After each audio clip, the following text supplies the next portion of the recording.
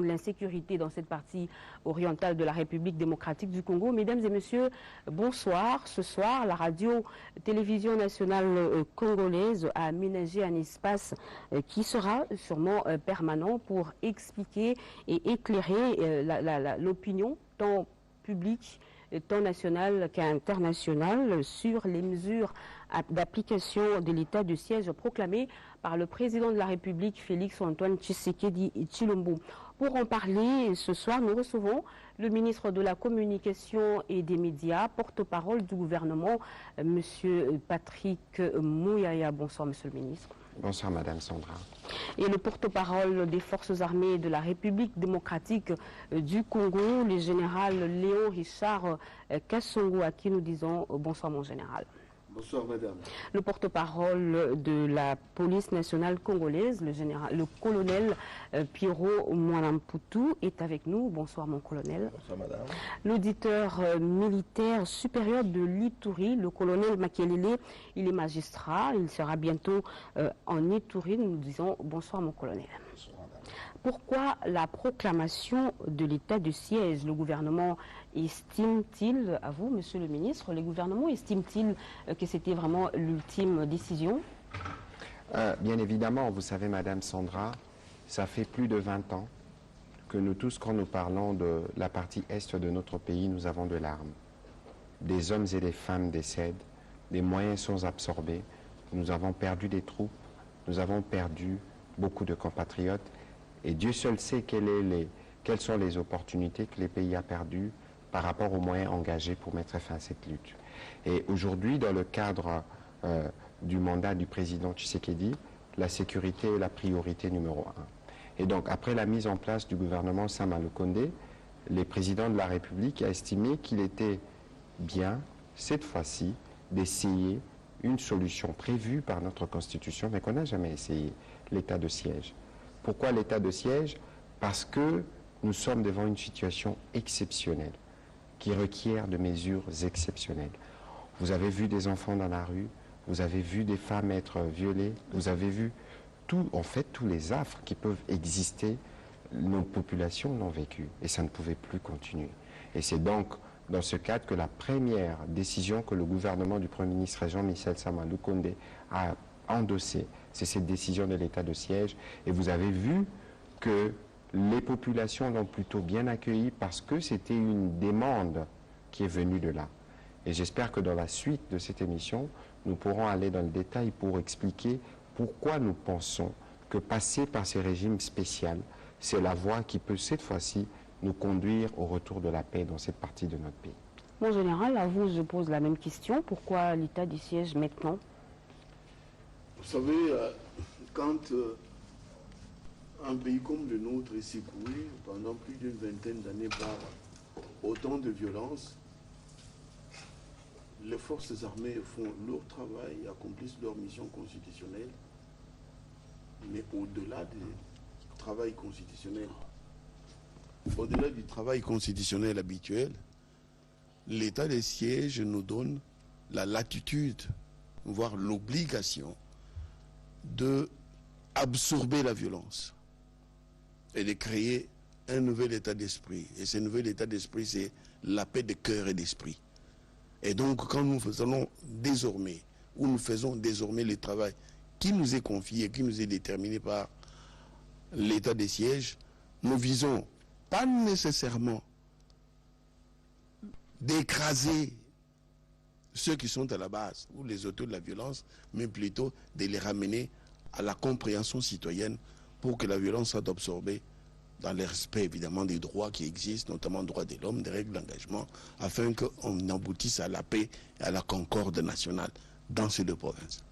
Le colonel Makelele, je vous pose la même question. Pourquoi l'état de siège maintenant, vous qui êtes auditeur militaire? Pourquoi maintenant? Je crois que c'était une nécessité, parce que l'état de siège procède de circonstances graves qui menacent les intérêts fondamentaux de la nation, et en l'occurrence l'indépendance, l'intégrité et autres attaques. Et il a été constaté qu'il y avait une répétition, il y avait un cycle récurrent de ces attaques, il y avait une hausse de la criminalité et il fallait nécessairement prendre des mesures sévères, accompagnées par des mesures sur le plan judiciaire. Et c'est pour ça qu'il y a nécessité de l'état de siège et des mesures d'accompagnement. Le colonel Pierrot Monamputu, votre avis?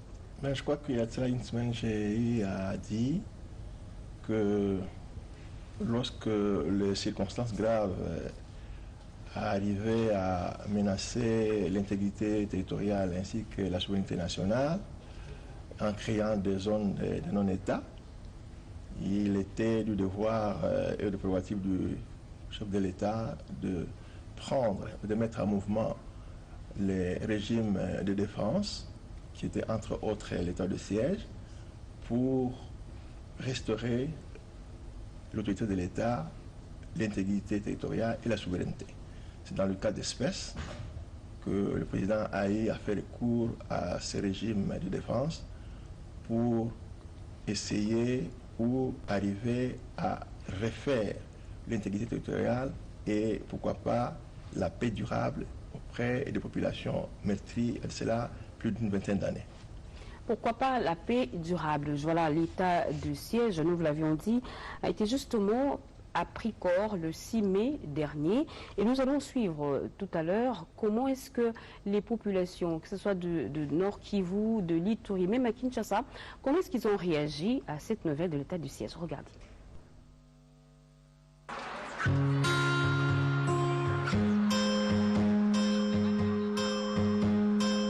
Tuvubasanka bikolo kwa bintu bifumwa jitunga mupete bumenshi akusungila jitunga jetu ja kongo wa mungalata bwalu fumu wetu wa jitunga Felix Chilombo Chisekedi ki muntu wa kulekelela to muntu wa kutwanya kumakasa bwalu muntu ende mutu bigitila bafumu ba chimenge cha Nord Kivu balwila hapa pa Kinshasa bwani bamanya mushindu kai ujubu makuipata muluishi utulo bwani aloku tulwanganyisha bashipa ba mama bashipa bana katuvutulala to nashitetu bavukuchinsansa batuvutuvuma lwabwe nawo umuna nashimu telefone batuma bintu bikaleni mashi bantu bafo bakosa muntu buwewa bivwa bitutonda kati mujifu wajitunga mwanga tavama initiative wakubikichisha bantu abu bafumu bose babasalai wabalumu chimenge cha chinsansa wakulo kwenza mujimu wakutwa kusomba pamwa wakula malo ajatangila mviti ya chitupa cha Kivu.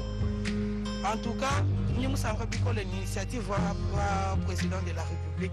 Nous devons tout ce peuple congolais, nous devons soutenir. Nous ma prière, nous devons soutenir moralement, physiquement, nous devons soutenir la nouvelle safi kabisa anapata decision mzuri sana parce que kule fujo napita isi wanapatia wa baskai bafai kazi tunafurahi sana ile idée itapermettre kule tuwe vérité ni napitikana kule kama ni civil na tiago wa soda comme ça vérité itajulikana itafaa bien sana tunapokea nouvelle safi kabisa. Tusepedi kibeni fumu ukabaki di décision ina. Nous félicitons notre président Béton Fachi qui a pris cette belle initiative. Mon impression était de soulagement total parce que nous avons perdu plus de, je ne saurais pas estimer, peut-être plus de 5 millions de Congolais. Alors cette décision est salutaire pour tout le peuple congolais et nous l'appuyons totalement. Nous invoquons notre Dieu afin que sa mission réussisse pour sauver la vie au peuple congolais. Pour ba farde se babunda kuna longoni a coup de chapeau mais l'état congolais est banzana pona bango na ba famille na bango biso toliaka ba madesu na ba makayabu ya ba soda oyo mobutu banda ko pesa ba soda na ezaki ba soda o bandoke ko muye ba mayo na bango na ba front alors bango ba lokwa ba ndimi batosa na likanisia mokonza mboka ba réaliser rêve na biso ba congolais que est na biso ezala en paix alors l'état est canissé la bango donc longoni a pona bino je vous jette des fleurs.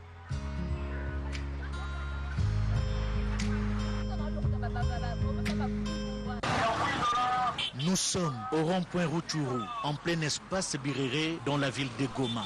Des sources sûres et concordantes nous apprennent que Birere est le géniteur du chef-lieu de la province du Nord Kivu. Birere, c'est aussi l'épicentre des activités commerciales, de l'import à l'export, les petits détails, en passant par les commerces à la sauvette, et à la criée, tout y est. L'ambiance est au rendez-vous quotidien. Si Birere s'arrête aujourd'hui, c'est toute la ville de Goma qui dort. Mais au-delà de la débrouillardise, l'état de siège décrété par le chef de l'État, Félix-Antoine Tshisekedi Tshilombo, et la nomination des gouverneurs militaires à la tête de cette province s'invite au débat de la population locale longtemps meurtrie par les atrocités de tout genre. La population du Nord Kivu, de Goma, chef-lieu de la province, et particulièrement les jeunes, nous avons accueilli avec satisfaction cette mesure d'état de siège, y compris les grands pouvoirs qu'il donne au tout nouveau gouverneur. Nous pensons que c'est une mesure salvatrice qui va nous aider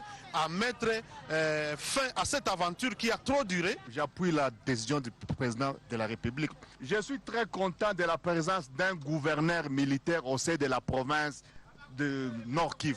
Je suis très content parce qu'on a suivi hier le discours où là, il a fait. Là-bas, l'arrivée, on est très content avec ça.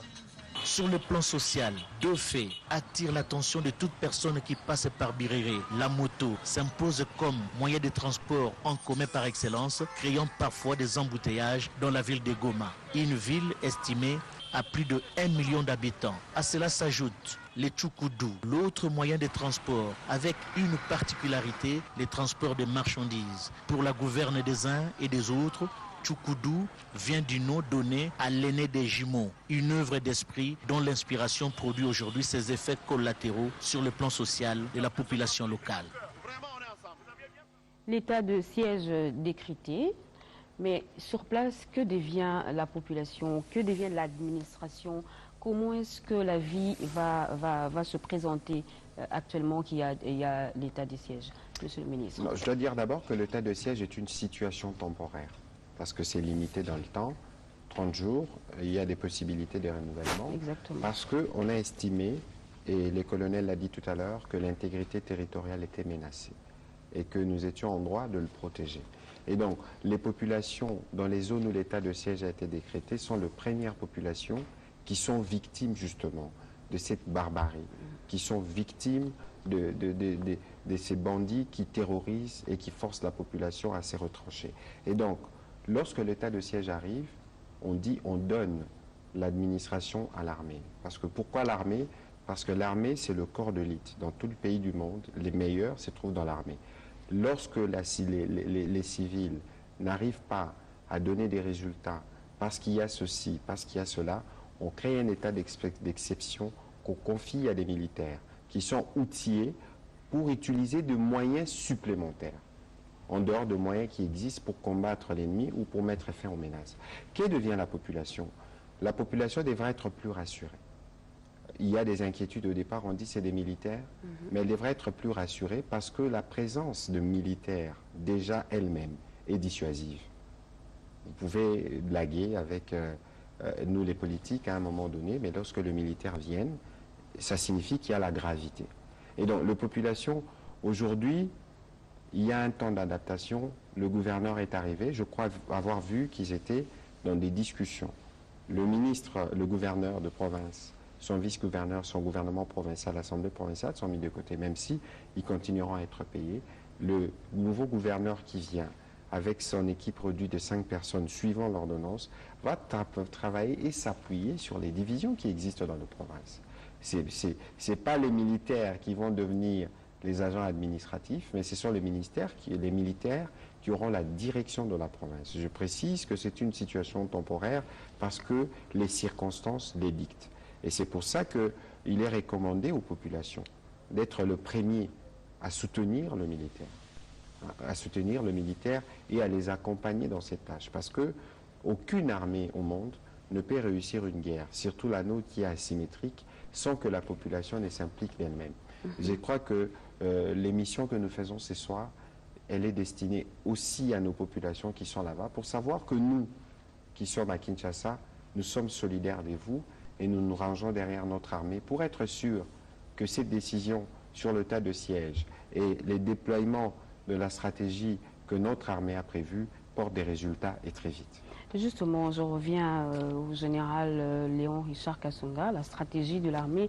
Mais quel sera le comportement de l'armée sur place? Est-ce qu'ils vont continuer, les opérations vont continuer telles que d'habitude? Qu'est-ce qui va changer?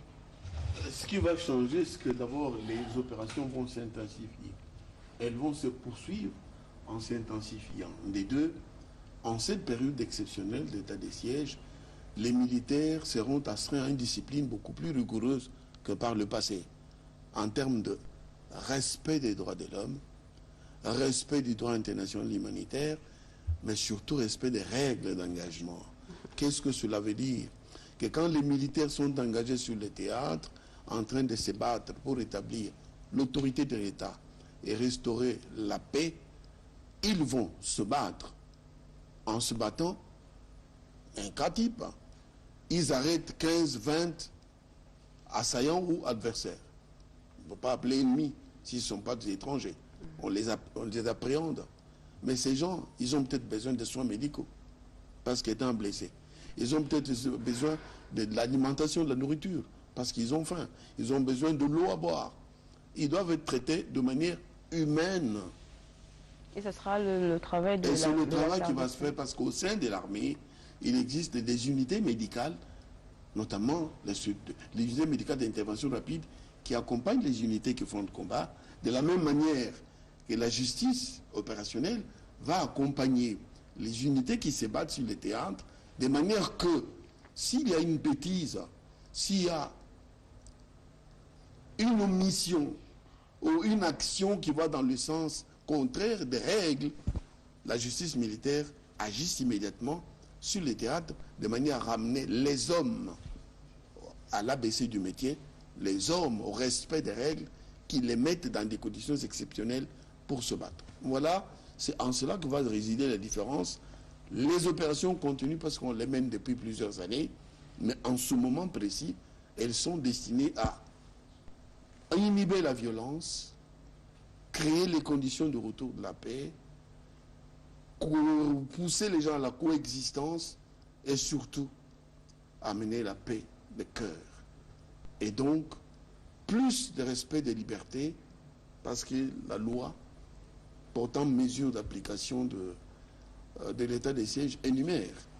Pendant cette période, il y a quand même les gens ont droit à la vie, ils ont droit à la propriété, ils ont droit à la libre expression, à l'adhésion à des confessions religieuses, par exemple. Il faut jongler dans tout ça. Ils vont le faire, mais dans le respect des normes et des lois de la République, parce que si ces libertés-là vont gêner l'action de l'armée dans la restauration de la paix, à ce moment-là, évidemment, les mêmes textes légaux prévoient les actions entreprises par l'armée pour ramener... Justement, la justice militaire, vous êtes auditeur militaire, vous êtes de surcroît magistrat. Pendant cette période de 30 jours de l'état de siège, comment est-ce que la justice militaire doit se comporter? Merci, madame. Nous voulons d'abord signaler que l'ordonnance proclamant l'état de siège, ainsi que celle portant les mesures d'application, retrace déjà les cadres, bien entendu à la suite de ce qui prévoit la Constitution. Et pour cela, la justice militaire travaille conformément déjà au cadre qui est déjà bien tracé. Nous voulons signaler que par rapport à cela, la justice militaire veille à la population civile qui peut être victime, mais aussi bien qui peut être victime des forces armées, mais aussi bien des groupes armés. Donc, et les groupes armés et les forces armées, ceux qui en sont membres, qui commettent les infractions, passent devant les juridictions militaires. Il y a un plus qui a été souligné parmi le droit inaliénable, non dirigeable.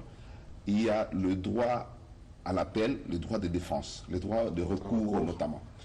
Et on a constaté qu'en cette période d'état de siège, la Constitution souligne qu'en aucun cas, même sous l'état de siège, on ne peut déroger à ces droits.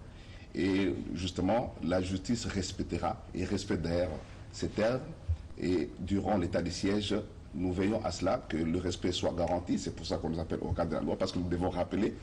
Et bien entendu, par rapport à ceux qui seront infracteurs, ceux qui vont commettre des infractions, ils vont passer devant le juge et répondant des faits, leur reprocher. Justement, c'est une manière de dire, même s'il y a l'état de siège, mais l'armée, la justice militaire veillera à ce que les droits soient respectés. La justice militaire veillera non seulement à ce que le droit national soit respecté, mais même le droit international. Exactement. Donc les textes auxquels nous avons adhéré, et pour lesquels la RDC est partie prenante, nous allons effectivement veiller à cela et nous allons rappeler souvent aux juridictions.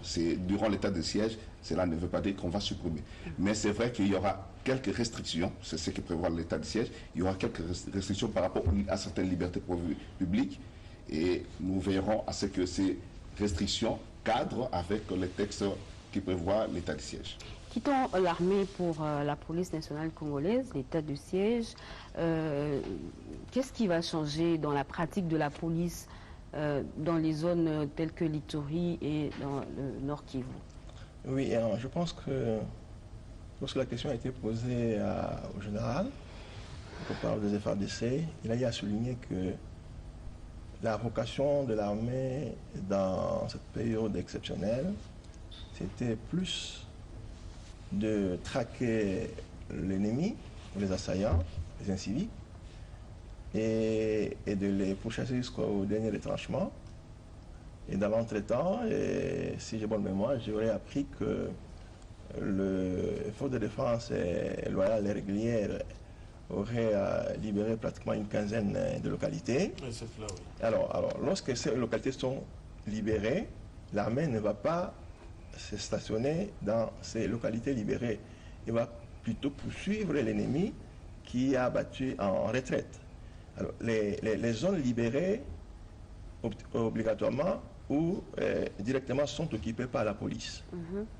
Et quand la police arrive, la police, surtout que la police est maintenant sous ordre du gouvernement militaire, qui est maintenant investi légalement du pouvoir, notamment de maintien de l'ordre public, la police, en dehors, n'est-ce pas, de ses missions ordinaires, la police va commencer à rassurer tout d'abord la population que l'ennemi ne viendra pas réoccuper les positions anciennes pour attaquer l'armée par derrière. Ça, c'est le premier avantage. C'est-à-dire la présence de la police dans des zones. Ça devait rassurer la population. Bien sûr que oui. Les zones libérées par l'armée, l'armée qui est allée au front pour chasser l'ennemi, derrière, si la police ne marque pas sa présence, ne cimente pas sa présence, l'ennemi peut contourner les positions des forces régulières et venir réoccuper ces installations-là ou cette juridiction. La présence de la police, premièrement, c'est d'empêcher à l'ennemi de revenir là où il a été chassé. Deuxièmement, c'est de démontrer à la population que désormais, l'on peut compter avec le pouvoir qui est légalement institué, avec l'institution établie. La présence de la police va rassurer les uns les autres qu'on est en train de restaurer l'autorité de l'État et de rendre régulier le fonctionnement des institutions. De trois, c'est garantir la sécurité des personnes et leurs biens. N'est-ce pas? De quatre, rassurer la population. Que, contrairement par le passé où ils ont encore en mémoire les différents actes de torture, de traitement cruel, dégradant et inhumain qu'ils avaient subis sous les jougs, n'est-ce pas, des assaillants, que désormais ils peuvent vaquer librement à leurs occupations. Voyez-vous, dans tout ça, il y a un effort qui est fait pour que la police soit effective dans ces présences-là, pour rassurer les uns les autres. Et de cette manière, la police, généralement chez nous, lorsque les unités territoriales ainsi que le groupe mobile d'intervention qui sont en province sont en face d'une escalade de violence, le Commission générale de la puissance congolaise instrumente ou met en mouvement une formation nationale spécialisée que nous avons appelée la LENI.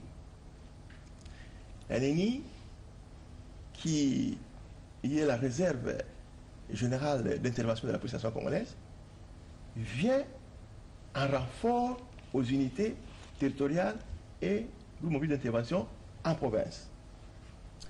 Et dans son renfort, il vient à la recherche de la sécurité, il vient renforcer la recherche générale, n'est-ce pas, de l'ordre public. Et comment? Par la prévention, à ce qu'il ne permette plus la survenance de troubles à l'ordre public et des infractions. Et ils auront un nombre suffisant pour faire face justement à cette tâche. Parce qu'il y a déjà des unités qui sont là-bas. Ils viennent en renfort pour cimenter la présence policière et rassurer la population. Voilà. Ça, c'est dans le domaine, n'est-ce pas, de la police administrative. Ils ont la possibilité de faire des patrouilles pédestres, motorisées, des tournées, des fouilles, des perquisitions, des interpellations administratives. Ça, dans le cadre, n'est-ce pas, du volet de la police administrative. Dans le cadre du volet de la police judiciaire, ils ont la possibilité d'aider les unités territoriales ainsi que le groupe mobile d'intervention à procéder, n'est-ce pas, au constat des infractions, et à rassembler les preuves, et à rechercher ainsi qu'identifier les présumés auteurs et au besoin les déférer devant l'autorité, la juridiction compétente. Donc voilà au moins de manière rassurée et résumée ce que la police fait maintenant lors de l'état du siège. Rendons-nous à Goma, dans le Nord Kivu précisément, à Goma où le nouveau gouverneur a eu à échanger avec la représentante spéciale du secrétaire général des Nations Unies, Mme Bintou Keïta, qui a d'ailleurs salué cette mesure de l'état du siège. Regardez. Près d'une heure d'entrevue entre les gouverneurs militaires de la province et du Nord Kivu et la délégation de la MONUSCO conduite par Mme Bintou Keïta, il y a de quoi prendre tout ce temps pour échanger sur les sujets qui touchent la sécurité dans cette partie du territoire national. L'état de siège, la restauration de la paix, le rétablissement de l'autorité de l'État, voilà autant de sujets parmi tant d'autres évoqués entre les deux parties, toutes appelées à travailler en étroite collaboration pour que la paix revienne dans les zones touchées par les atrocités. Alors il a été question de parler du partenariat entre donc le gouverneur et le vice-gouverneur et les collègues qui sont basés ici à Goma et qui sont aussi basés à Beni. Puisque nous avons le chef du bureau de Beni qui est avec nous, nous avons aussi le chef du bureau de Goma qui est avec nous, et nous avons aussi le représentant spécial adjoint du secrétaire général qui est basé ici et qui s'occupe de la protection et des opérations. Donc c'était pour nous présenter afin de pouvoir clarifier les rôles et les responsabilités de chacun vis-à-vis de l'accompagnement, en particulier de comment les choses vont se passer durant cette période d'état de siège. Pour la représentante spéciale et du secrétaire général des Nations Unies, cette collaboration reste dans le strict respect des résolutions du Conseil de sécurité. Toujours, vu que de toute façon c'est inscrit, alors je vais le faire avec une image en noir et blanc, dans la résolution du Conseil de sécurité 2556. Vous accompagnez les forces de sécurité de la République démocratique du Congo. Bintou Keïta se réjouit de l'adhésion populaire à l'état de siège décrété par le chef de l'État, Félix-Antoine Tshisekedi Tshilombo, notamment dans la province du Nord Kivu. J'ai regardé avec beaucoup d'attention comment est-ce que la déclaration de l'état de siège a été reçue. Il semble qu'il y ait un regain d'espoir et nous espérons que avec tous les efforts qui seront faits, y compris avec la confiance et la contribution de la population, on arrivera à une situation qui sera améliorée par rapport à l'insécurité. C'est aux abords du lac Kivu, dégageant au quotidien sa beauté pittoresque, que ces entrevues ont eu lieu sur la verdure du gouvernorat des provinces.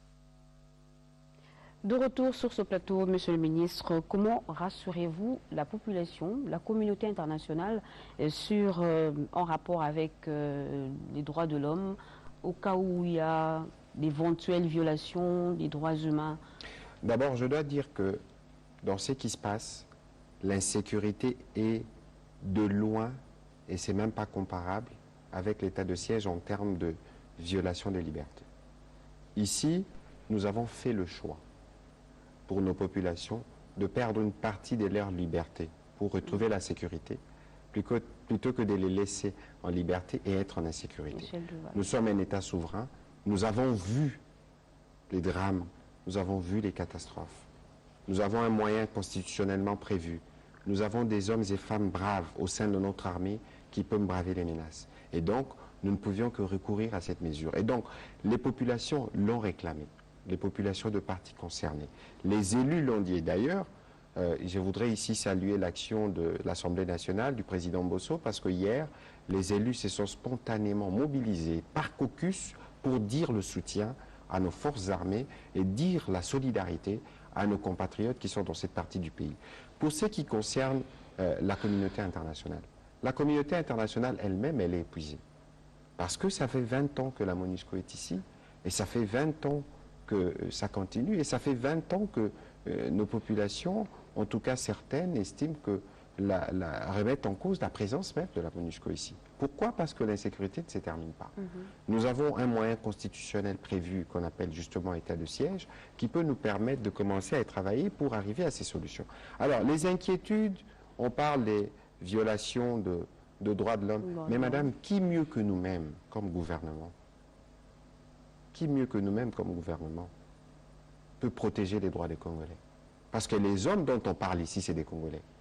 Qui plus que nous peut se préoccuper du devenir ou du vécu de Congolais?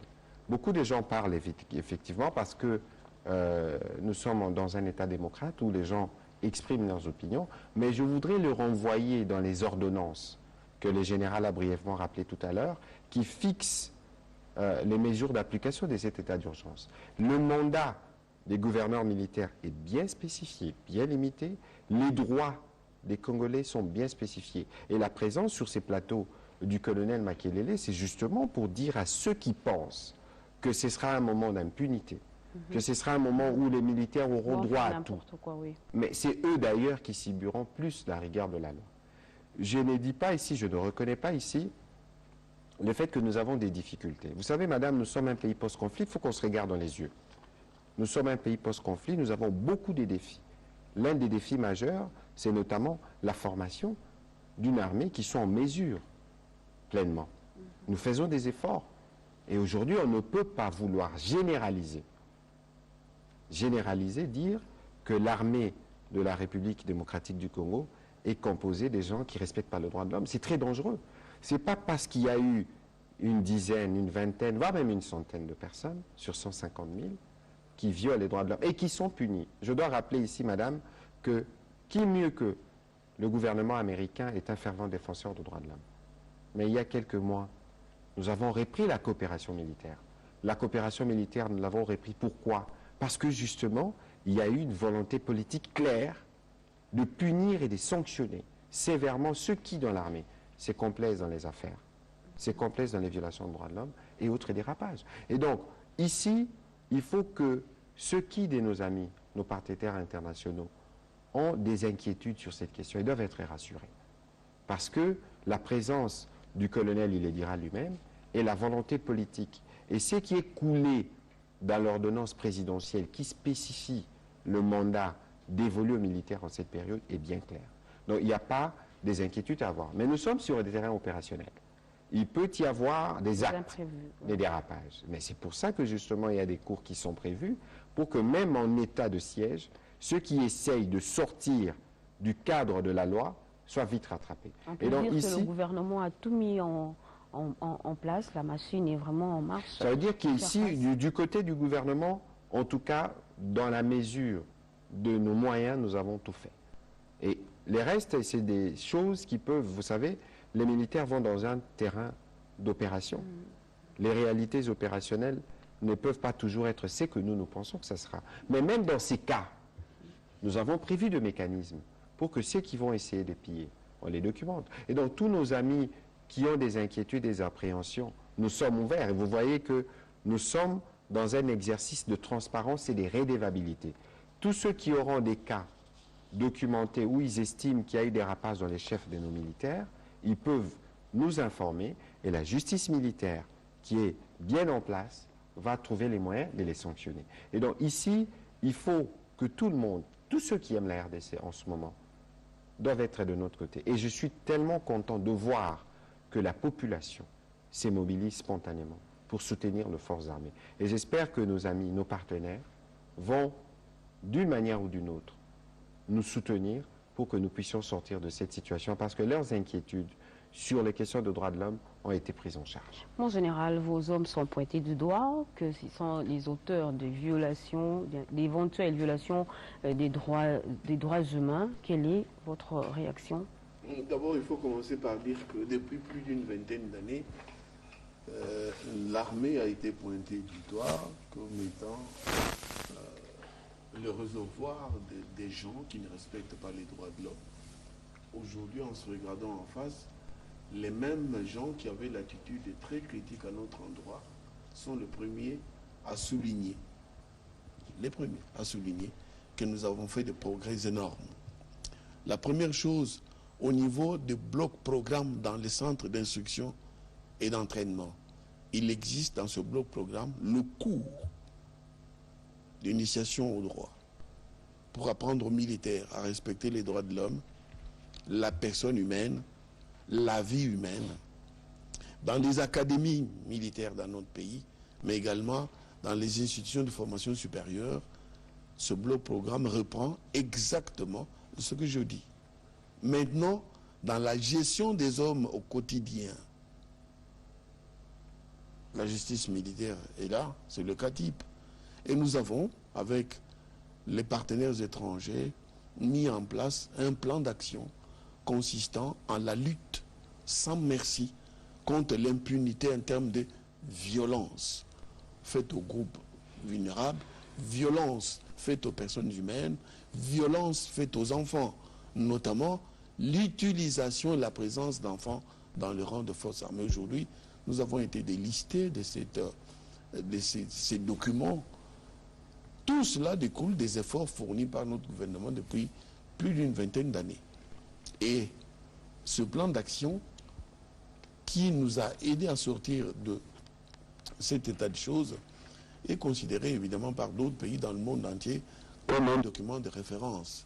Donc le Congo, l'armée congolaise est pionnière dans la lutte contre les antivaleurs dans le domaine de ressources et de gestion des personnes humaines, de la vie de la personne humaine. Et de 3, pourquoi a-t-on autorisé qu'il y ait la cour opérationnelle militaire qui accompagne les unités pendant qu'elles sont en train de se battre sur le terrain? C'est justement pour éviter que n'arrivent des choses qui ne peuvent pas être tolérées dans la conduite des opérations. Parce que les hommes ont pour mission de protéger la population, et c'est bien. Souvenez-vous, madame, et les gens doivent le savoir, avant d'entrer en fonction, chaque militaire prête serment. Jamais trahir le Congo et accomplir sa mission jusqu'au sacrifice suprême.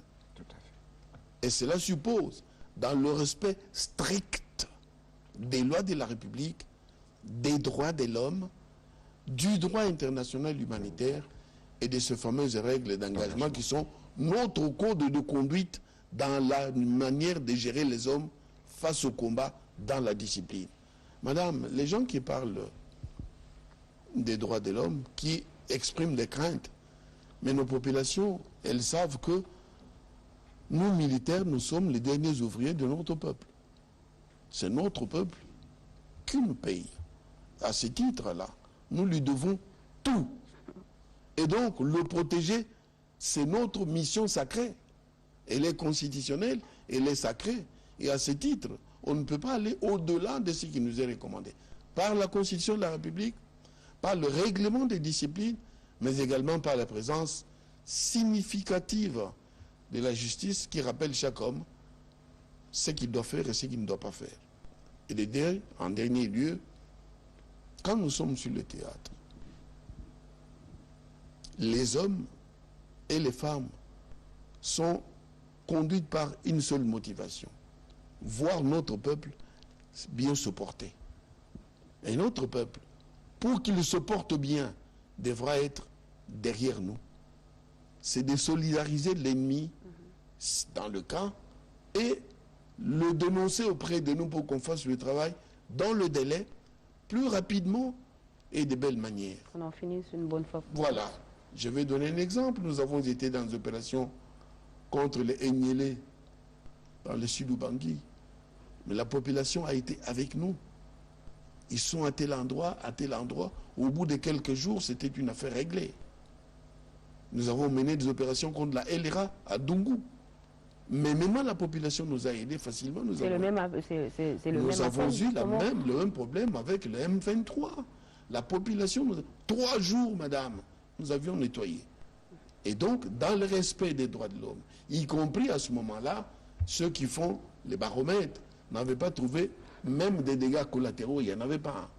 Alors aujourd'hui, notre peuple doit être rassuré que nous venons à son service, nous venons à son secours, parce que trop c'est trop, nous voulons cette fois-ci que nous on meure à sa place, que notre peuple reste entier et vive tranquillement.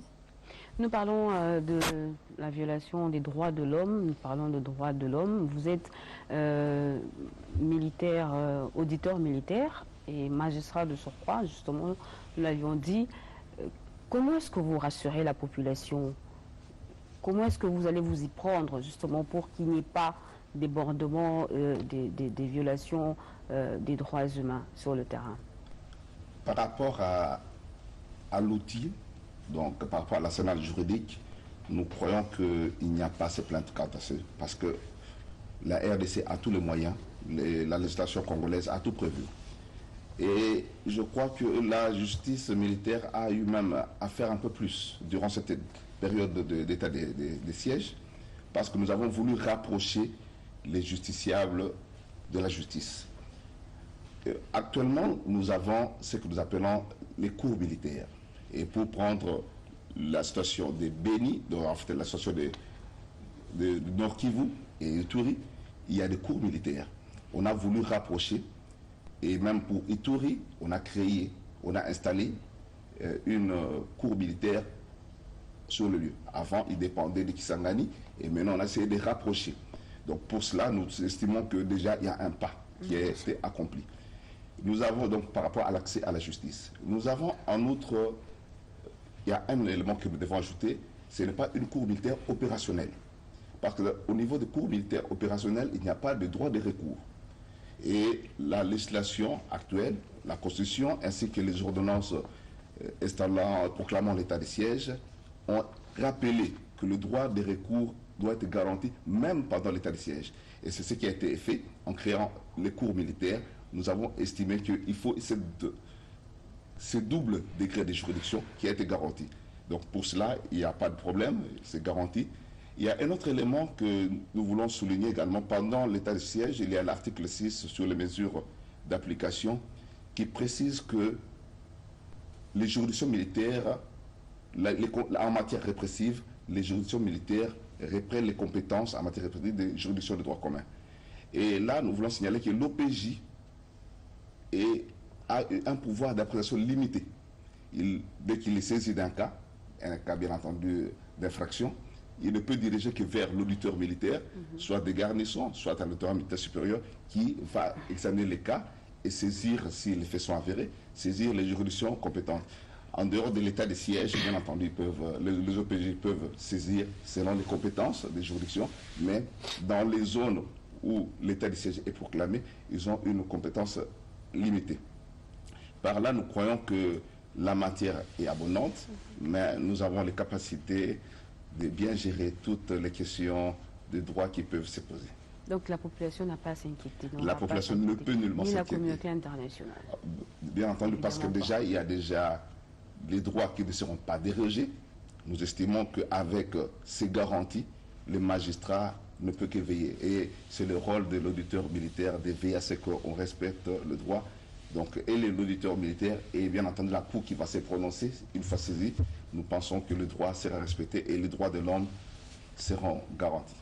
La police nationale congolaise, les policiers aussi sont pointés du doigt en rapport avec d'éventuels cas de violation de droits humains. Quel est votre avis? Bon, nous, de par la nature, nous sommes justiciables des tribunaux militaires. Hein? Et donc, ça, c'est sur pied de l'article 156, la loi fondamentale. Mais je voudrais vous rassurer d'une certaine garantie que nous devons pratiquement ici mettre à la place publique. Lorsque vous prenez la loi fondamentale, son article 61, il est mentionné ce que si, je vais vous donner lecture. L'article 61 de la loi fondamentale tel que modifié à ce jour, en aucun cas, et même lorsque l'état de siège ou l'état d'urgence aura été proclamé conformément aux articles 85 de la présente Constitution, il ne peut être dérogé aux droits et principes fondamentaux énumérés ci-après. Je vous les cite. Le droit à la vie. 2. L'interdiction de la torture et des peines ou traitements cruels, inhumains ou dégradants. N'est-ce pas? Nous avons déjà commencé, nous commençons maintenant à rencontrer, n'est-ce pas, votre préoccupation. On vous dit l'interdiction de la torture et de peines ou traitements cruels, inhumains ou dégradants. L'interdiction de l'esclavage et de la servitude. Le principe de l'égalité des infractions et des peines. Vous n'allez pas inventer des infractions ou des peines qui n'ont pas été légiférées par les sénateurs. Et les droits de la défense et les droits de recours. Donc, je pense que tous ces droits-là auxquels on ne peut pas déroger font en grande partie la sémantique des droits humains. Et donc c'est déjà protégé par la loi fondamentale. Je pense que c'est la loi fondamentale qui cimente les intérêts des uns des autres. Et cela pourra peut-être apaiser, tant soit peu, ceux qui ont pensé que l'état de siège pouvait déroger à certains droits fondamentaux. Exactement. La mobilisation, parlons maintenant de la mobilisation générale lancée par le président de la République. Eh bien, les députés nationaux de 26 provinces ont fait un message. Ils ont salué cette décision du président de la République, mais aussi ils ont appelé les compatriotes de cette partie du pays concernée à plus de mobilisation et aider les forces armées sur le lieu. Regardez. Kamata neno kwa jina ya wadepute wote wa jimbo letu la Nord Kivu kusudi niweze kuleta mawazo yao kufatana na etat de siege. Ninataka kuambia ya kwamba nyinyi population yote ya Nord Kivu na ya Ituri tunawalomba muweze kusutenir hii initiative ya chef de l'etat. Sababu mnajua ya kwamba hakuna arme hata moja ambayo inaweza vita kama population haisutenir. Hivi tunawalomba msutenir chef de l'etat kwa hii decision yake, msutenir ba gouverneur yetu bapya ambao wametupatia, msutenir arme yetu ku terrain, mupartage nabo ma information kusudi tuweze kujua kwenye adui anajificha, adui aweze kupigwa na aweze kushindiwa kusudi amani iweze kurudia kwetu. Lakini tunatafuta kuwarasire kuambia ya kwamba tunatumika deja na wa autorite kusudi tuweze kuangalia namna gani tunaweza kuakompanye hii action kusudi ma violation des droits de l'homme zisiweze kufata ma operation zenye basoda yetu bataweza kufanya sur terrain. Nazwaki maloba au nom de tous les députés nationaux ya Sankuru pour na sensibiliser population mobimba ya Congo. Même j'ai fait référence na message ya président Yemoko à Lobaki, message ya sensibilisation lorsqu'il a sorti son ordonnance pour dire non na ba chef religieux corporation nyon surtout pour soutenir action y a autoposé. Et lorsque le chef de l'État a posé action wana, a lobé le wana, biso bakoliti na ye biso balieutenant na ye il faut relier yango na baprovince na baterritoire na bamboka na basecteur na biso population ya Sankuru bo soutenir baaction nyonso chef de l'état outi kozwa parce que ebele plus de autant d'années totikala komona chef de l'état moko azwa décision ya kodécréter état d'urgence objectif ya kodécréter état d'urgence no eza komettre fin na guerre oyo na est. Alors cette initiative qui sort et pas mokonzi ya mboka nous devons que soutenir surtout la population à Sankuru. Sankuru doit soutenir. Et justement pour réussir à cet état de siège, justement, la mobilisation doit être générale. Monsieur le ministre, quel est votre message? Le président de la République l'a dit lui-même dans sa adresse qui a précédé justement cet état de siège. Il faut que toute la couche sociale se mobilise. Il faut que les hommes politiques oublient un peu nos partis. Il faut qu'on fasse gagner le Congo. Il faut que les médias... Et d'ailleurs, ici, c'est l'occasion de saluer l'action patriotique de médias qui, de manière spontanée, ont appuyé cette initiative. Ils me l'ont dit et ils le font. Je crois que dans les jours qui viennent, cette émission, c'est la première d'une série. Dans les jours qui viennent, nous prendrons des initiatives parce que les Congolais doivent parler. Les Congolais, il est chailleur, il est étudiant, il est... Partout où ils se trouvent, les Congolais doivent s'exprimer parce qu'ils ont besoin de paix. Vous savez, madame, le Congo est un corps. Si au-delà de toutes ces convoitises, de toutes ces guerres, notre pays est resté uni, c'est parce que nous tenons à chaque partie de notre corps. C'est pour ça que je vais demander solennellement à tous ceux qui nous suivent de soutenir la campagne que nous lançons Bendele Koyate. Vous avez vu derrière les supports et depuis quelques jours sur le plateau de la RTNC, parce que nous estimons que le drapeau, c'est tout ce qui nous unit. Femmes, hommes, militaires, policiers, médecins, soutenons-nous pour être sûrs que nous préservons ce que nous avons de plus précieux. C'est notre pays et je crois que le message de mobilisation passera par vous, par nos amis à la réalisation, passera par les officiers qui sont là et que tout le monde se mobilise pour que finalement on mette fin à cette situation et qu'on pense au développement de notre pays. Le porte-parole de l'armée est là. Vous avez vos hommes sur le terrain. Pour la réussite, il faudrait la participation justement de la population. La caméra de la RTNC est là, on vous offre un espace. Quel message vous donnez? D'abord, il faudrait dire une chose, nous l'avons souligné dès le départ, aucune armée ne peut gagner si elle n'a pas l'adhésion ou le soutien de son armée et de la population. Je m'adresse aux combattants, mais ils sont toujours combattants, ils font leur travail depuis des années, et ils le font tellement bien que nous en sommes fiers.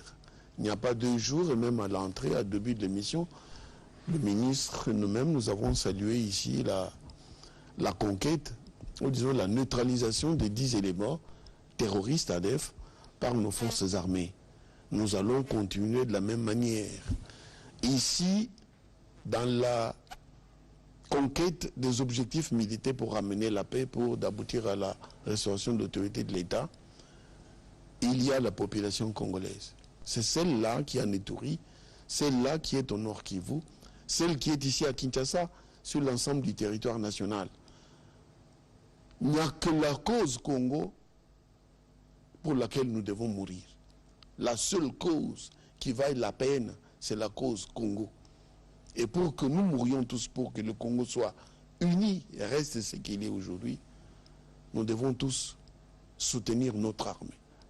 Population du Nord Kivu, de toutes les provinces du pays, soutenez l'armée, en Ituri spécialement et au Nord Kivu. Aidez l'armée à savoir où se trouve l'ennemi. Désolidarisez-vous de lui. Indiquez là où il se cache aux forces armées.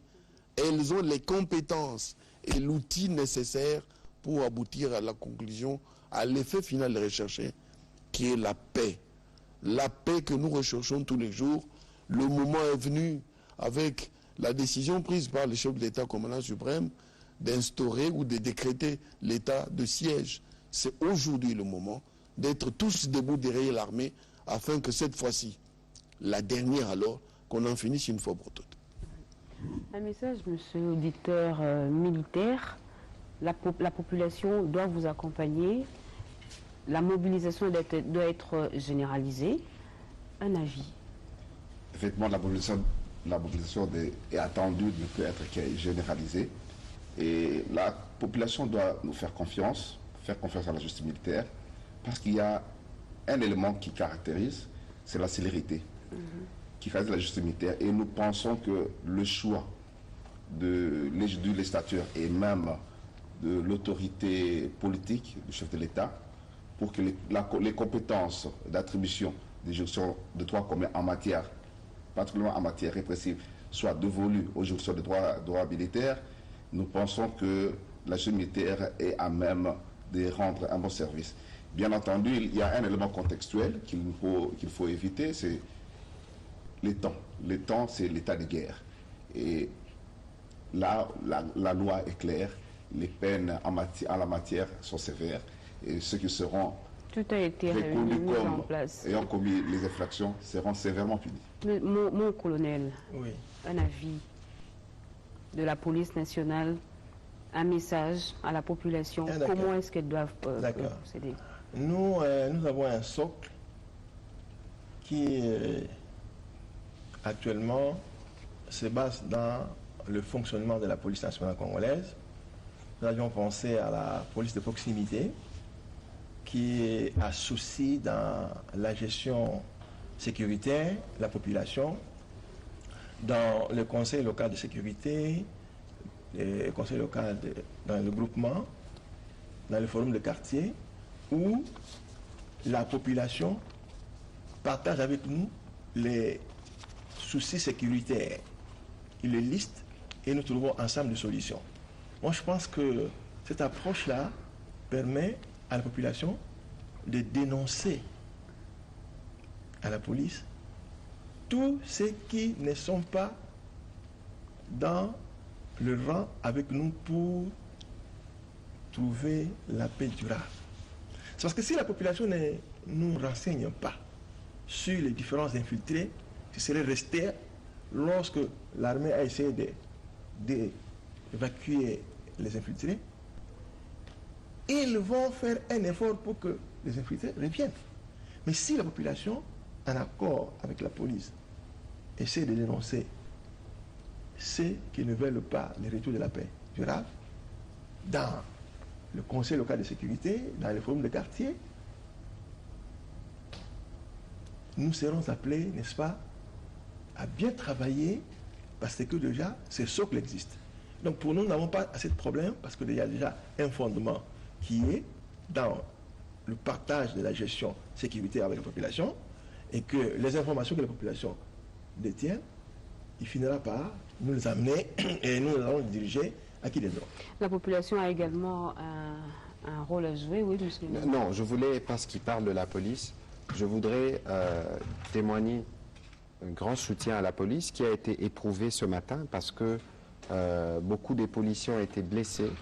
Le Premier ministre Sama Lukonde, d'où il est, à Lubumbashi, a instruit notre collègue, la vice-premier ministre Eve Bazaïba, de tenir une réunion de sécurité pour qu'on passe en revue les incidents qu'il y a eu ces jours au stade de Martyrs. Nous avons été visiter les policiers blessés à l'hôpital HG Hospital. Nous avons été choqués, Madame Sandra, de voir comment les populations civiles peuvent lapider, utiliser des machettes, des armes blanches, contre ceux qui, matin et soir, sortent pour les protéger. C'est un comportement répréhensible et le gouvernement agira sévèrement parce que dans les prochains jours, ils seront jugés en flagrance. On en a appréhendé 34. Il faut apprendre à respecter les serments de ceux qui sont à notre droite. Parce que si eux n'étaient pas là, nous ne serions sûrement pas ici en train de faire. Je tenais à faire ces commentaires pour que ceux qui nous suivent sachent que notre sécurité dépend de ces hommes et nous devons leur assurer un minimum de respect à toute occasion. Voilà, mesdames et messieurs, le message du ministre est bel et bien arrivé aux oreilles des concernés. Mesdames et messieurs, l'état de siège, la mobilisation générale, mais également la justice militaire, nous en avons parlé au cours de ce plateau spécial qui se termine. Et pour cela, nous recevions le porte-parole du gouvernement, le porte-parole de l'armée, le porte-parole de la police nationale, l'auditeur militaire supérieur de l'Ituri, à qui nous disons merci d'avoir accepté notre invitation, Excellence. Merci beaucoup, Madame. Il nous reste plus qu'à vous dire merci et très bonne suite au programme sur la chaîne nationale. Au revoir.